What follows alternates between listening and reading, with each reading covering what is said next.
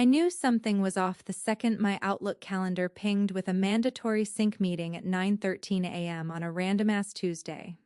Not 9, not 915,913, like they were trying to catch me emotionally off balance. I clicked into the invite and felt my stomach clench. It was from Greg in HR. Subject line: realignment strategy touchpoint. That's corporate code for we're about to screw you without dinner or a kiss. When I walked into conference room B, the air smelled like new carpet glue and betrayal. Greg was already there, perched like a smug gargoyle on the corner of the table. And next to him, my boss Martin. 12 years I gave that man. And there he was, eyes glued to a lukewarm cup of Starbucks, like it held the meaning of life. Couldn't even look at me. Greg smiled like a used car salesman in a recession. Ashley, thanks for coming. I know this is short notice. My chair was already pulled out. They don't do that unless it's a firing or a performance improvement plan or a ritual sacrifice, apparently. Then came the speech. Oh, the speech. As part of our ongoing efforts to streamline operational efficiency and enhance cross-functional synergies, your role has been identified as redundant in the new org structure. Translation: we don't want to pay your senior salary anymore, so we found a college intern with a spreadsheet fetish to do your job for half the cost and none of the experience. I blinked once, twice, waiting for Martin to say something, anything. But he just nodded like a malfunctioning bobblehead, refusing to raise those cowardly, watery eyes from his latte. I think I blacked out for a second because the next thing I knew, Greg was sliding a folder toward me like he was dealing blackjack at a table no one wanted to be at. Here's your separation packet, he said, as if he were handing me a party favor bag at a 6-year-old's birthday. You'll find the terms of your severance agreement inside, as well as information about COBRA coverage and final paycheck disbursement. We appreciate your service. Appreciate. That word hit me like a brick made of dry sarcasm and broken promises. Then came the kicker. As I opened my mouth, just barely mind you to ask why, Martin stood up like the meeting was already over. Greg will walk you out, he said, and bolted out the door like it was on fire. Walk me out like I was a damn shoplifter, like I hadn't trained 3 different departments through 2 acquisitions and a platform migration. Greg stood up and did that awkward HR half-smile that's supposed to say, "This isn't personal, but really just screams, I got a bonus for this." I barely remember collecting my things. My nameplate, a cracked coffee mug from the All Hands in 2014, a framed picture of my dog, Maple, in a Santa hat, the little cactus from my windowsill that Greg told me I couldn't take because technically it was company property. I took it anyway. Come at me, Greg. And as I walked out of the only job I'd ever truly given a damn about, through the sterile halls that still had my fingerprints all over their success stories, a single thought screamed in my skull louder than the heels clacking behind me. They didn't just fire me, they erased me. Hey, if you've made it this far, you're already part of the 3% who don't ghost me like Greg did. 97% of folks watching don't subscribe. And I'm chasing my first 10,000 subscribers like it's a severance package that actually respects me. So smash that button like you're HR, and I just asked for fair pay. Back at my apartment, I sat on the floor with the box of my career on one side and Maple on the other. She licked my hand like she knew. I'd always imagined I'd leave that job on my own terms. Instead, I left with a paper packet, a passive-aggressive branded pen, and a deep knowing sense of injustice. But here's the thing about being kicked down. Eventually you stop falling. Eventually you start crawling through the fine print. And sometimes, buried in the rubble, you find a clause, a loophole, a spark. I just didn't know it yet. But they were about to make the most expensive mistake of their quarter, maybe even the year. I didn't sleep that night, not even a little. My brain was a tumble-dryer set to rage spin, cycling through every PowerPoint deck I ever saved their ass with. Every weekend I worked through so Martin could unplug with the family. Every time I stayed silent when Greg botched another diversity initiative by handing out reusable tote bags with the company logo like that fixed anything. By 3:47 a.m. I had 2 tabs open comparing severance norms for senior employees in our industry and a Word doc titled What I Deserve. Spoiler alert, it was not what Greg had slipped into that manila folder like a fast food napkin. I showed up to my own execution looking like a woman prepared for court, not a consultation. I had printouts, annotated PDFs, a binder with stickies. I even wore the navy blazer they gave me at the 10-year anniversary party just to twist the knife a little. Greg was already seated sipping Diet Coke like it was communion wine, his expression mix of corporate boredom and smug inevitability. He didn't say hello, he said, "Let's make this quick." I opened with the numbers, Greg. I began calm, collected. despite the volcano eating my stomach lining for someone with my tenure and level. Industry standards range between 3 to 6 months of severance. What you're offering barely covers Cobra and a month of rent. He smiled like a robot programmed for fake empathy. I understand this is difficult, Ashley. Unfortunately, it's standard policy. I blinked. Okay, but we both know standard policy is an illegal term. I've seen employees in marketing walk out with twice this after 2 years. He didn't even flinch. That's confidential, and I can't discuss other severance agreements. What I can tell you is that this is what we offer in your situation. It's non-negotiable. That phrase, non-negotiable. It hit me like a flat note in a breakup song. He might as well have said, "You know you're worth more, but we're betting you won't fight us." I leaned in. So after 12 years, I get 2 weeks' pay, a pamphlet about mental health services, and a reminder that I'm replaceable. Greg did his best benevolent HR goblin face. "Ashley, you're not replaceable, you're valued, we appreciate your contributions. Then why are you shoveling me out the door like I just pissed on the server rack?" Silence. He opened his mouth, thought better of it, then recited again like a chant. "I'm sorry, Ashley, but it's standard policy, it's not personal." My laughter startled even me. A hard, bitter bark. "Oh, it's not personal. You want to tell that to the 12 Christmas parties I planned? The departmental budgets I salvaged with duct tape and caffeine. The time I rewrote your diversity slide deck because you spelled inclusion wrong." Greg's nostrils flared, which was the closest I've ever seen him get to a human emotion. "Understand you're upset, but this is the offer. It's final." And that's when it hit me. They never expected me to ask. They put a price on my silence and assumed I'd be too broken, too tired, too loyal to question it. That I'd slink away with my little box of memories and cry into LinkedIn job alerts. But I wasn't just angry. I was insulted. They weren't even trying to pretend this was fair. They wanted clean hands and a quiet exit. A quick burial. No mess, no noise, no trace. Greg pushed the folder across the table again like it was a peace offering. "Just sign, and we can get your final paycheck processed." I stared at it. At the half-assed severance, the NDA clause, the line that said, "I waived all future claims against the company," and something in my chest, something old and flammable, lit itself on fire. "I'll review it," I said flatly, standing. Greg blinked. "You're not signing. Not today. Not until I have someone else look at it." His face twitched. "You're entitled to seek counsel, of course, but just so you know, nothing will change. It's standard poly. If you say that phrase one more time," I cut in, "I swear to God I will tattoo it across your forehead in Comic Sans." I walked out, binder in hand, head high, and for the first time since they'd yanked the floor out from under me, I didn't feel like a victim. I felt like a woman who was done playing nice. I'd never realized how many damn company documents I'd hoarded until I started feeding them to the shredder like they owed me money. Manuals, memos, old PIUBs, pointless employee appreciation certificates. They all went through the blades in a cathartic blur.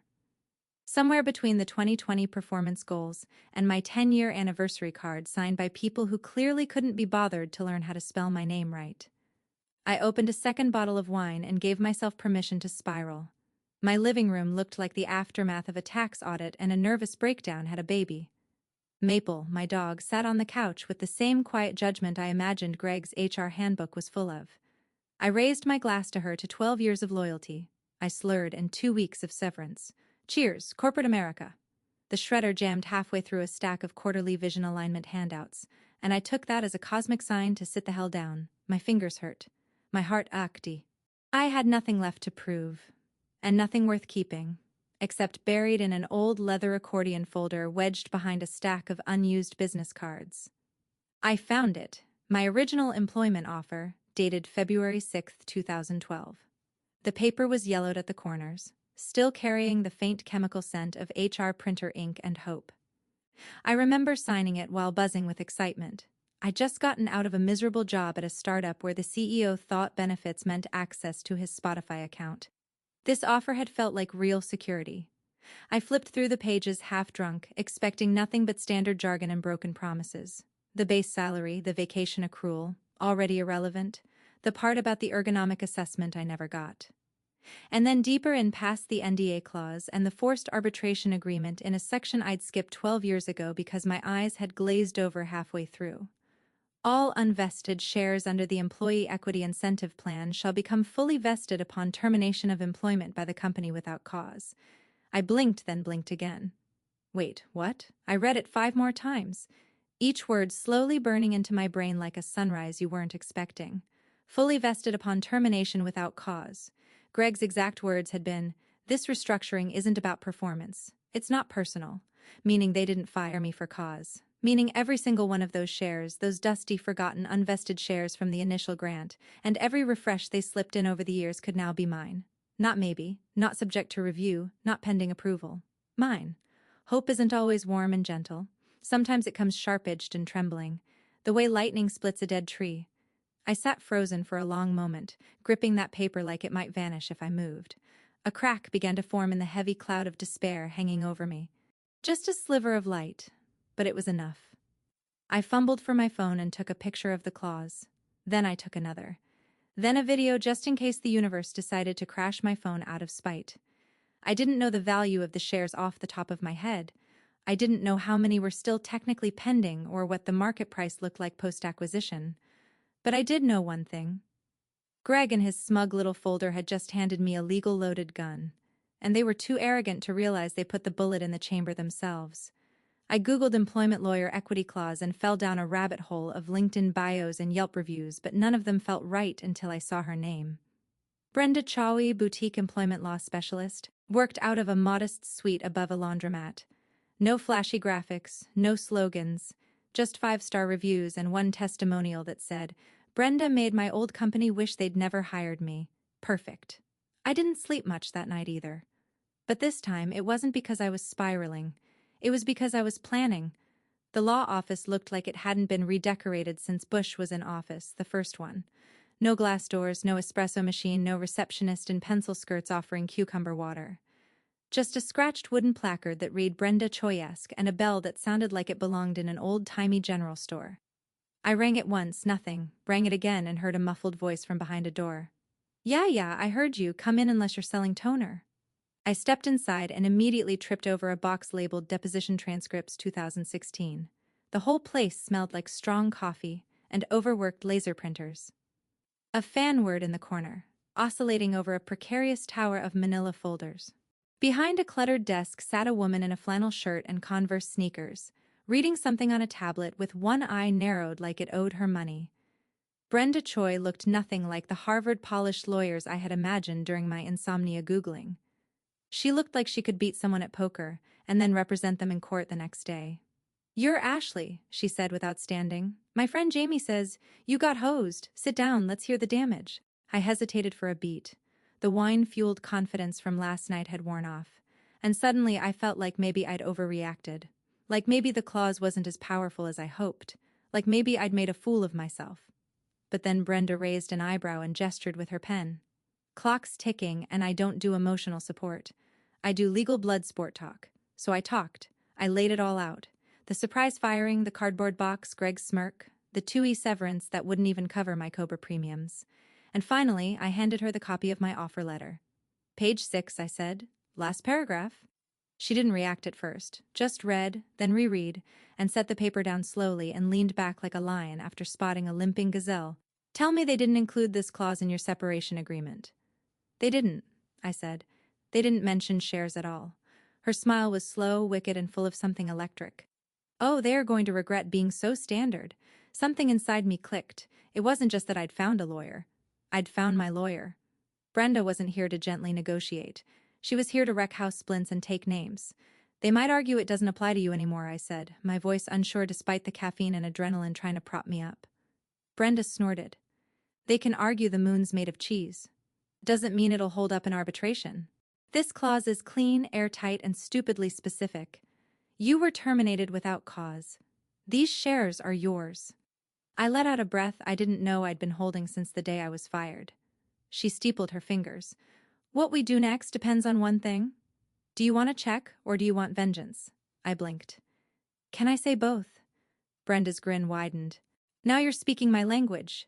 She pulled a legal pad toward her and began writing furiously. We're not just going to ask for the shares. We're going to frame this around their negligence. The fact that they omitted a material clause in your severance. The standard policy line is going to be our Trojan horse. You think they'll panic? Oh, honey, she said, flipping to a new page. They'll panic so hard Greg might finally break a sweat. The energy in that tiny office was shifting. Gone was the helpless, discarded version of me that had walked through their doors with a copy of her own damn death sentence. In her place sat a woman with ammo, a target, and a partner who clearly got off on strategic warfare. I want them to know they underestimated me, I whispered. Brenda looked up. They will. Second they open my letter, they'll realize they didn't fire an employee. They created a shareholder with a grudge. She paused and grudge-holding shareholders. She chuckled. They're my favorite kind.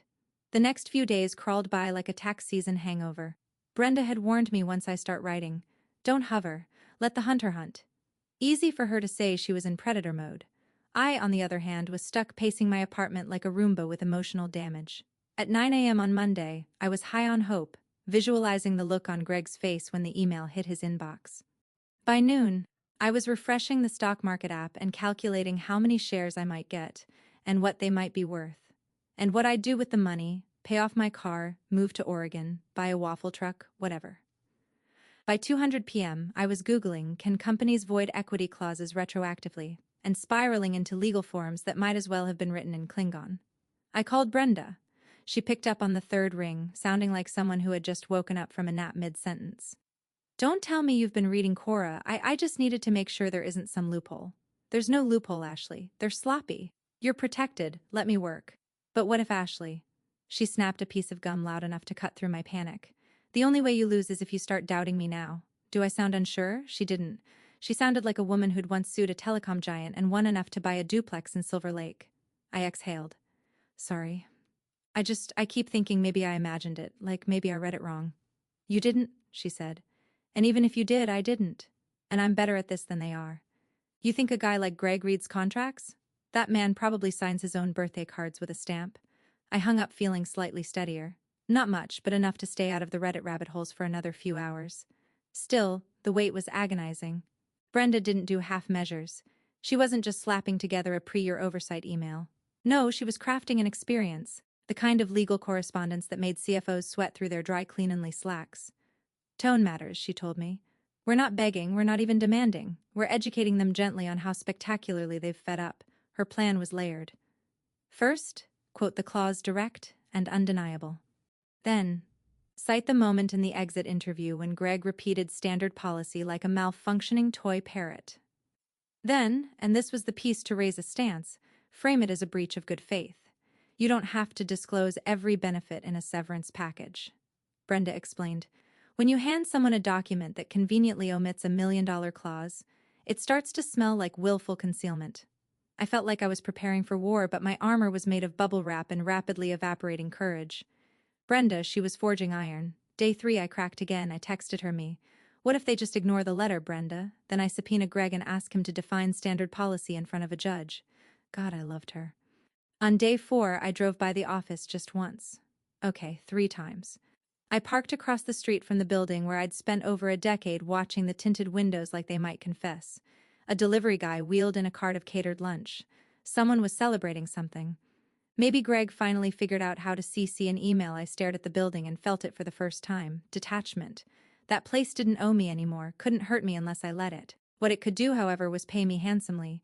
Later that night, Brenda called. Just 2 words. It's ready. I held my breath. I'll send it in the morning. 9 a.m. sharp. Are you sure it's bulletproof? She interrupted. I even cited a precedent from 2015 where a company tried to do the same stunt and got legally pantsed in arbitration. We're not just asking for the shares, Ashley. We're planting a flag. We're telling them, we see your games, we read the rules. And guess what? We're better at them. I hung up and stared at the ceiling until sunrise. Hope wasn't sharp anymore. It was heavy, thrumming, real. It hit their inboxes at exactly 9,001 a.m. Brenda had it queued and ready like she was launching a missile. Subject line regarding equity clause and termination. Ashley Moore. No exclamation points. No fluff, just a surgical, loaded phrase designed to make some poor executive assistant spill their cold brew. I was sitting on my couch clutching a mug of coffee I wasn't drinking, watching the digital clock on my stove tick to 901. Brenda didn't text me right away. She'd warned me she wouldn't. Once it's sent, you go dark. Let them sweat. Let them stew. You'll want to know everything. You won't know anything. That's part of the fun. Fun wasn't exactly the word I'd use. Torture was closer. By 9:07, I had checked my email 6 times and convinced myself I'd lost Wi-Fi. By 9:12, I'd opened my phone settings just to see if maybe, just maybe, push notifications had turned themselves off like they were conspiring with Greg. By 10:30, my dog Maple was giving me a look that said you need to go outside before you explode. I didn't eat lunch that day. I nibbled on a cold Pop-Tart and tried to read a book, but every page was just a blur of words I couldn't absorb. The letter was out there now, floating in someone's inbox like a grenade with the pin pulled, and the silence was nuclear. I checked LinkedIn. Nothing. No activity from Greg. The CEO's profile still had the same smug headshot from 2016, back when the company was smaller. And people still smiled at each other in the break room. No posts, no job changes, no reactions. At 3:42 p.m., I got a text from Brenda. Just 3 words, still quiet. Good. Quiet meant panic. Quiet meant back channels and internal threads. And who the hell approved this clause? Quiet meant they were in a room right now, reading the email, reading it again, and then printing it out, and underlining things with a red pen like that would change the ink. I slept terribly that night. Half dreams of boardrooms on fire. Woke up at 2:14 a.m. convinced I'd missed a reply. I hadn't still nothing. By morning, the waiting had become a second job. I made a spreadsheet titled Potential Outcomes just to keep my brain occupied. Column A, they cave immediately. Column B, they fight and lose. Column C, Greg gets fired, starts a podcast. Maple snored through most of my theorizing. At 10:06 a.m., my phone buzzed. It was a text from Kelsey, former coworker. Soft-spoken, ran point on internal comms. Hadn't heard from her since the day I was walked out. Her message was one word. OMG, that was it. No context, no emojis, just OMG. I stared at it so long the screen dimmed. My thumb hovered over the reply button, but I didn't hit send. My heart was pounding like I'd just been caught shoplifting hope. Another message from her followed 2 minutes later. You didn't hear it from me, but something's happening. That's when I knew the grenade had landed. Somewhere behind those polished glass doors, emails were being forwarded. Calendars were being cleared. Legal pads were being filled with frantic notes. Brenda's letter wasn't just a legal threat. It was a mirror held up to their own carelessness, and they did not like the reflection. I didn't know yet what they'd do, whether they'd fold or fight. But I knew one thing for sure. I wasn't the one sweating anymore. Call came in at 7:14 a.m. the next day. Too early for anyone to be civil, let alone him. I saw the name flash across my screen and almost didn't answer. Martin, my old boss, human wallpaper, a man who once called me his work wife in a meeting and then blamed me when I didn't laugh hard enough at his joke about women in it. I let it ring once, twice. On the third, curiosity beat contempt. Hello, I answered, already bracing. Was no greeting. Ashley, what the hell did you do? His voice was ragged, not angry, panicked, like a man waking up in a burning house and realizing he's the one who left the stove on. I leaned back into the couch and sipped my coffee, suddenly calm. Morning, Martin. Long time. Don't do that. Don't be smug. Jesus, do you have any idea what's happening here? Oh, I had ideas plenty, but I let him flail. You blindsided them. He said that letter. It's being passed around like a virus. Legal's in a tailspin. I got pulled into a 6 a.m. meeting with the general counsel, the CFO, and God help me, Greg. I smiled into my mug.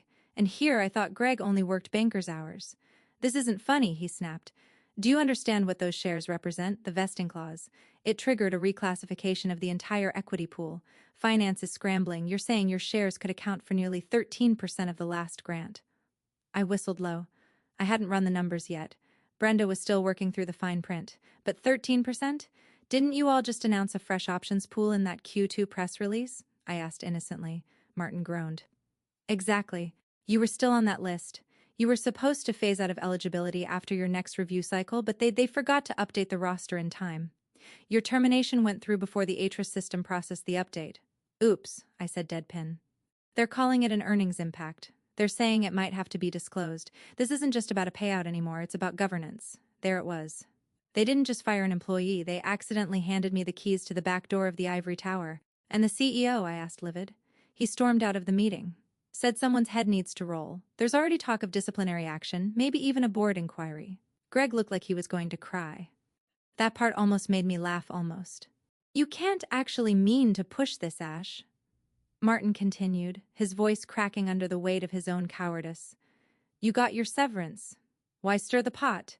I let the silence hang a second too long before answering. Because you treated me like I was disposable, Martin. You thought I'd just nod and disappear. But I read the fine print, and you know what I found? He didn't respond. He knew. You didn't just kick me out, I said. You turned me into a shareholder with enough equity to be a problem. A big one.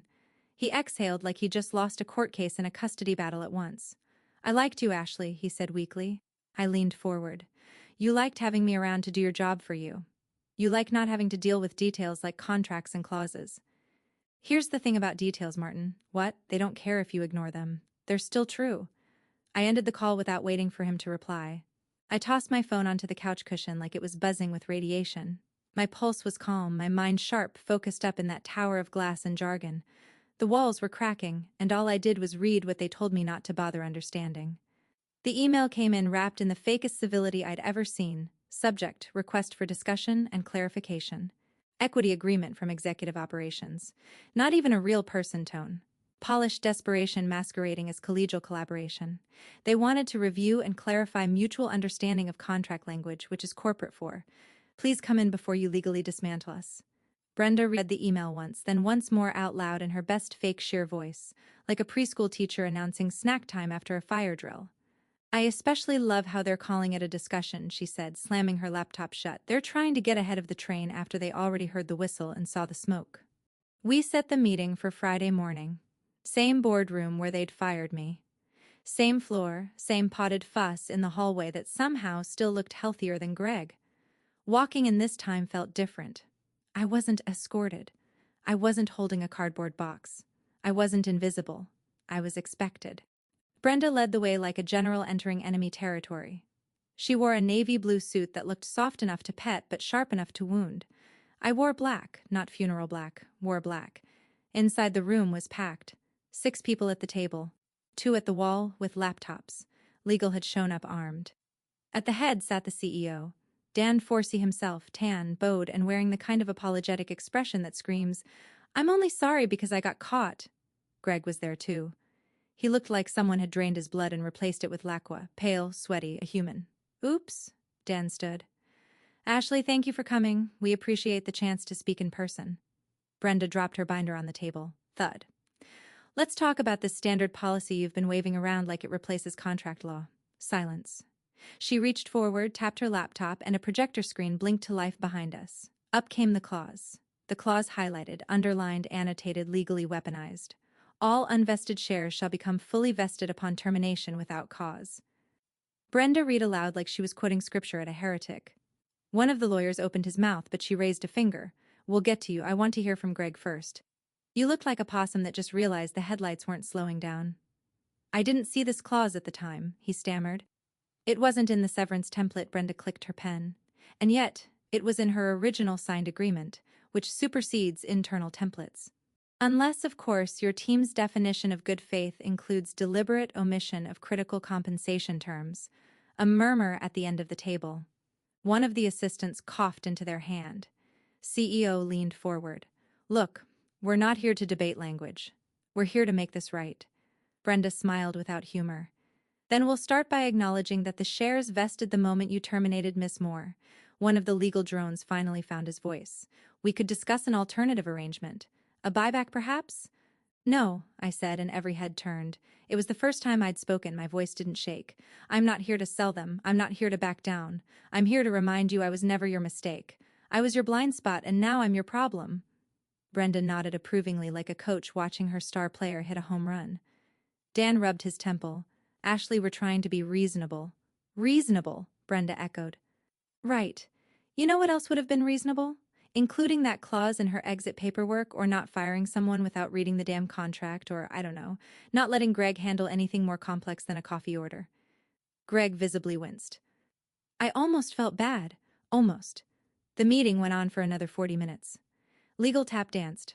Brenda throat punched verbally, of course, and I watched the balance of power tilt and tilt, and then finally unmistakably crash down like a seesaw dropped by gravity and regret. They weren't in control. They weren't even pretending anymore. And the best part, still hadn't even named our price. It was supposed to be a negotiation. That's how they framed it in the invite. How they pitched it when we walked in. Let's work together to resolve this. What they meant was, let's see how little we can pay to make this go away. And when they realized that wasn't going to happen, they got nervous. Then desperate. By the time the fourth lawyer in a row had tried to sell us on the spirit of the agreement, Brenda was audibly laughing. "I'm sorry," she said, wiping her eyes with the back of her hand. "Did you just say spirit of the agreement? Because I don't know if you're aware, but courts don't award damages based on vibes." She turned her laptop around again and pointed to the clause now printed, highlighted, and tabbed like it was being inducted into the Legal Hall of Fame. "This isn't ambiguous. This isn't negotiable. This is what you signed, what your CEO initialed, what your board approved. This clause is a loaded gun, and you put it in her hands the second you walked her out with a box of trinkets and a middle finger." The head legal counsel, a silver-haired man with a Rolex and an ulcer forming in real time, adjusted his tie and tried again. "Well, when we reviewed the intent, Brenda cocked her head. Your intent was to fire her without paying what she was owed. Fortunately for us, California contract law doesn't give a damn about intent. It only cares about what's written." The CEO exhaled hard and leaned forward, fingers steepled like a sitcom villain who just realized the audience was no longer rooting for him. "Look," he said, "we don't want to fight. We're prepared to make a generous offer to resolve this quickly." He nodded to one of the lawyers who slid a folded sheet across the table. Brenda didn't touch it. Neither did I, so he opened it himself. "One-time payment," he said. "Liquid value of the shares plus 20%. Clean final, we wire it today. You sign an NDA and everyone walks away happy." I looked at the number. It was insulting. Maybe a third of what the shares were worth if I held them through fourth quarter. Maybe a tenth of what they'd be if the company's pending merger went through. It wasn't an offer. It was a muzzle with a ribbon on it. I looked him dead in the eyes. "No!" His smile faltered. No, I said calmly. "That's not even close. And I'm not interested in silence." I turned to Brenda. She straightened her blazer like she'd been waiting for the green light. "Let me be clear," she said, her tone now cold and precise. "You have two options. Option 1, by close of business today, you wire the full market value of all vested shares dated from the day of her termination without condition. No NDA, no strings, just compensation." A long pause. The room went still, and option 2, one of the lawyers asked, already afraid to hear it. Brenda smiled. "Option 2, she keeps the shares, becomes an active shareholder, starts filing motions. The first, a demand to audit the company's employee termination practices, specifically those related to equity suppression. We'll also be asking for board meeting minutes, executive comp plans, and Greg's training credentials." Greg whimpered. "And just so we're all aligned," she added sweetly, "be exercising those rights publicly, which means press coverage, which means shareholder calls, which means the words bad faith termination and governance failure start appearing in places your investors can see." The color drained from the CEO's face like someone had unplugged him. I leaned in, folding my hands neatly. "You treated me like I was disposable," I said. "Now I'm the crack in your balance sheet, so either pay me what I'm owed, watch me sit in the next shareholders meeting and ask Greg to define standard policy on the record." Dead silence. Then the CEO turned to legal and said, voice tight as piano wire, "Draft the wire paperwork, no handshake, no apology, just an ending." As we walked out past the same receptionist who once asked me to refill the coffee pod drawer, I felt lighter than I had in months. Brenda nudged me as the elevator doors opened. "They'll remember this one," she said. "You didn't just get even, you got equity." And when the wire hit my account 4 hours later, 7 digits deep, I didn't pop champagne or post a humble brag on LinkedIn. I just fed Maple a second dinner and deleted every email folder with that company's name on it. They erased me and I came back as a shareholder. Appreciate you sticking around, you legends of the break room. Subscribe for more chaos. Let's make your old manager spill their coffee in fear.